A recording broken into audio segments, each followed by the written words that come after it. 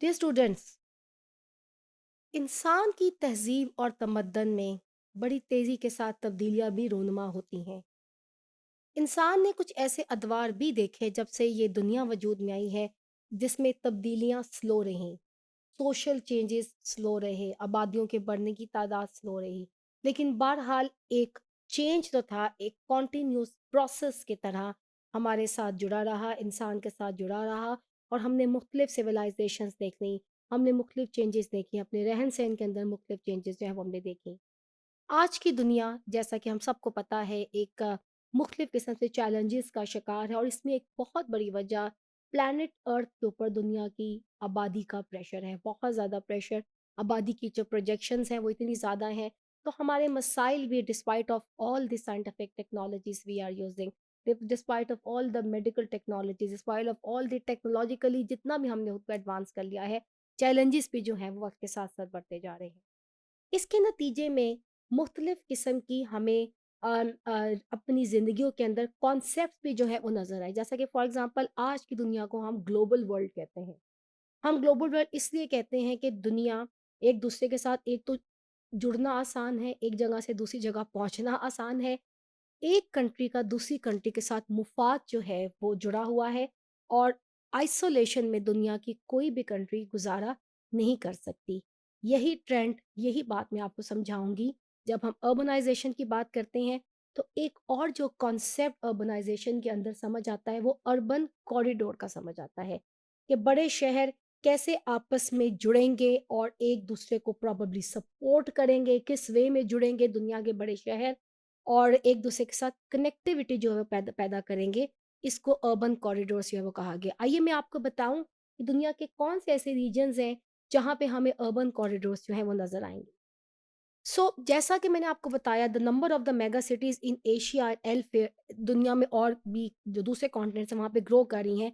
They are more likely to merge and integrate into larger global urban corridor. Researches ये कहती हैं, UN की एक रिसर्च है, लो एंड योंग की एक रिसर्च है, कि अब ये जो मेगा सिटीज़ हैं, ये मज़ीद मेगा होने के प्रोबेबली इंटेंशन के साथ, और जो बड़ी मेगा सिटीज़ जो हैं, ये एक दूसरे के साथ कनेक्ट करेंगी, ये मर्ज करेंगी, ये इंटेग्रेट करेंगी।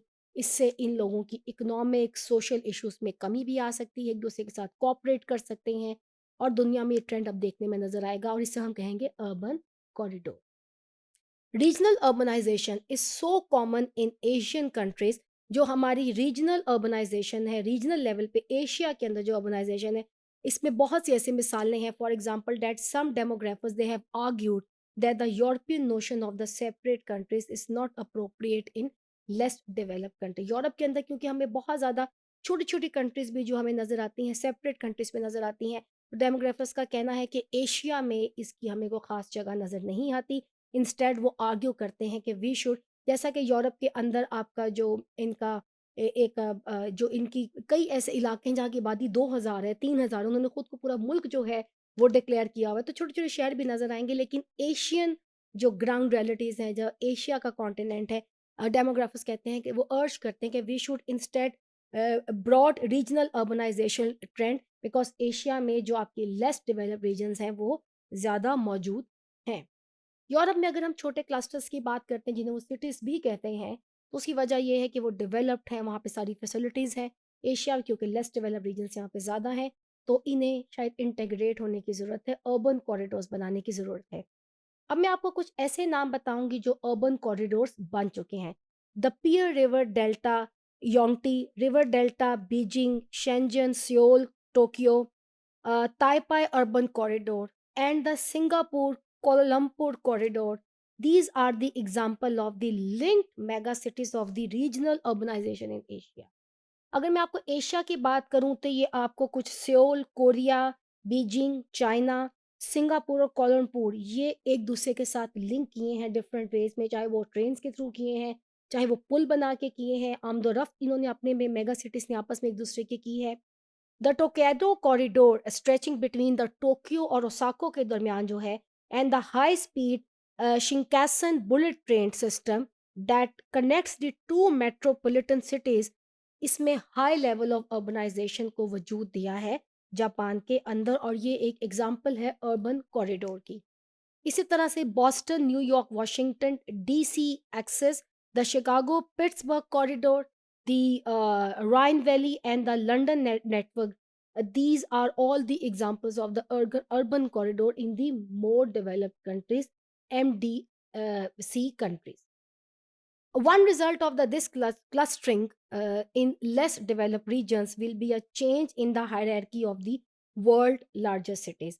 अगर हम लेस डेवलप कंट्रीज के अंदर भी इस ट्रेंड को लेके आएंगे, डिफरेंट वे में इसको कनेक्ट करेंगे, ट्रेन के थ्रू करेंगे, समंदरों के थ्रू करेंगे, ज़मीनी रास्ते के थ्रू करेंगे, तो लेस डेवलप कंट्रीज के अंदर की हायरार्की के अंदर भी एक सोशल, पॉलिटिकल, इकोनॉमिक चेंज हमें नज़र आ सकता है।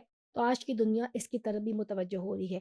कुछ ऐसा पहले मैंने अपने पाकिस्तान के प्राइम मिनिस्टर का, बिकॉज़ पाकिस्तान के पर्सपेक्टिव में बात कर रही थी, बिकॉज़ हाँ, पाकिस्तान भी अब डेवलपमेंट की तरफ आहिस्ता-आहिस्ता जो है वो जा रहा है। तो यहाँ के प्राइम मिनिस्टर ने एक ऐलान किया कि किस तरह से हम अपने कॉरिडोर्स में इज़ाफ़ा करेंगे। एक सी पैक, हमारा एक तो कॉरिडोर वो हम सबको पता है, हम उसके ऊपर जो पाकिस्तान और चाइना को अब कनेक्ट करा है, इससे इकोनॉमिक ग्रोथ, सोशल ग्रोथ बहुत ज़्यादा एक्सपेक्टेड है। इवन यहाँ के प्राइम मिनिस्टर ने ऐलान किया कि पाकिस्तान अपने मज़ीद इस तरह के कॉरिडोर्स में इज़ाफ़ा करेगा और पाकिस्तान टर्की के साथ जाके मिलेगा, और ऐसी ट्रेन जो है वो शुरू की जा सकती है जो पाकिस्तान को टर्की के साथ मिलाएगी। तो ये जो अर्बन कॉरिडोर्स हैं, these are very important development in today's world circumstances, because urbanisation 85% अवाम आने वाले कुछ सालों में जो पॉपुलेशन ऑफ द वर्ल्ड है वो अर्बन कहलाएगी।